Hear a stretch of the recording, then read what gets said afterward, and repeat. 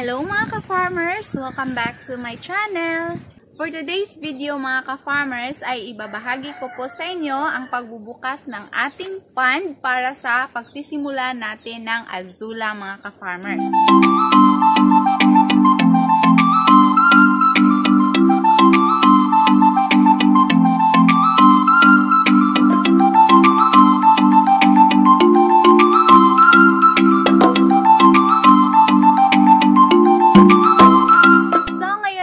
Farmers, ay ibabahagi ko po sa inyo ang pagbubukas natin ng fund para sa ating Azula. Pero bago yan, para sa mga ka-farmers natin dyan na hindi pa nakapag-subscribe, mag-subscribe na po kayo at i-click ang notification bell para kayo po ay palaging updated sa ating mga bagong farming videos na i-upload.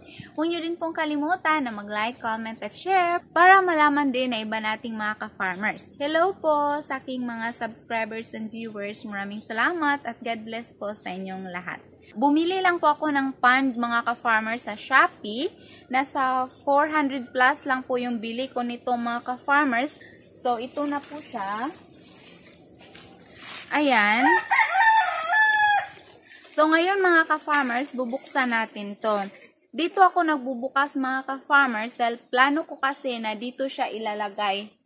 Dito sa area na to, ito yung gagawin nating lagayan ng mga Azula. Isa lang muna yung binili kong fund mga ka-farmers dahil para testing pa po ito kung gagana ba ang fund na ito kung gagamitin natin or magtatagal pa siya. Trapal kasi ito mga ka-farmers. Sabi ng seller, Maruyama po ito. So I hope na magandang klase ito mga ka-farmers dahil thinking pag Maruyama, maganda yung klase, maganda yung quality ng trapal. So, ito na siya mga ka-farmers.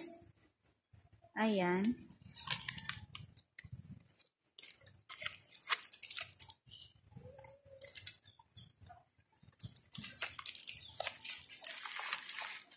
Po muna ako nagpapagawa ng pond na semento mga ka-farmers dahil may plano pa kami na mag-additional ng bahay.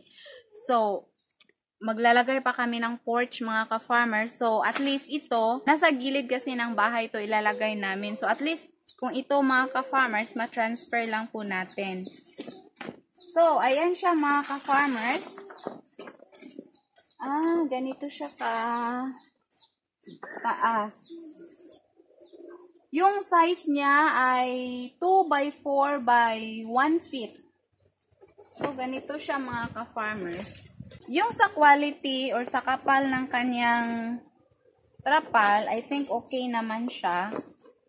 Then, meron siyang mga ganito na parang pocket mga ka-farmers para pwede nating lagyan ng kahoy or any metal na magagawa nating frame or gagawa tayo ng stand para hindi po lalabas yung tubig. Naisipan ko kasing magtanim ng mga Azula mga ka-farmers dahil parami yung mga hayop natin dito. Marami tayong mga baboy, rabbit, kambing, manok mga ka-farmers, which is very helpful po ang Azula mga ka-farmers. Malaking tulong po ito dahil makakatipid po tayo sa pagbili ng mga commercial feeds para sa ating mga alaga.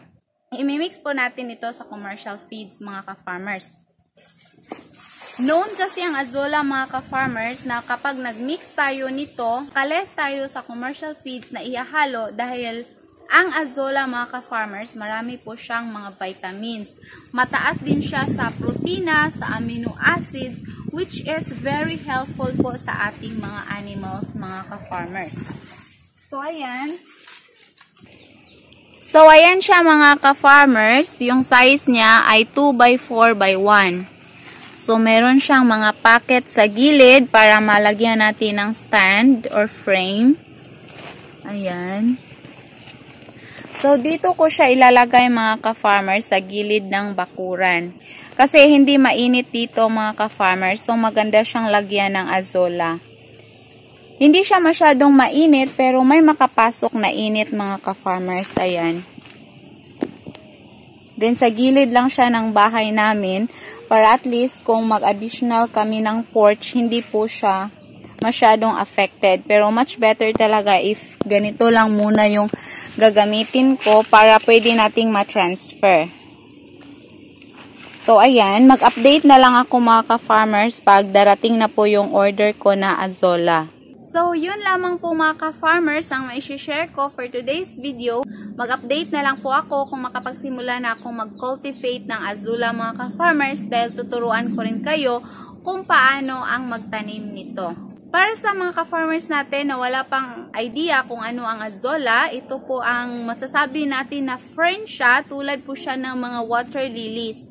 Pero maliit po siya mga ka-farmers, madali po siyang dumadami. So, bibili lang po ako ng 1 kilo nito mga ka-farmers at ilalagay ko siya sa pond na may tubig and for sure mga 1 week, dadami na po yan. So, ipapakita ko na lang po yan sa inyo mga ka-farmers kung meron na po akong update sa ating bagong project ngayon.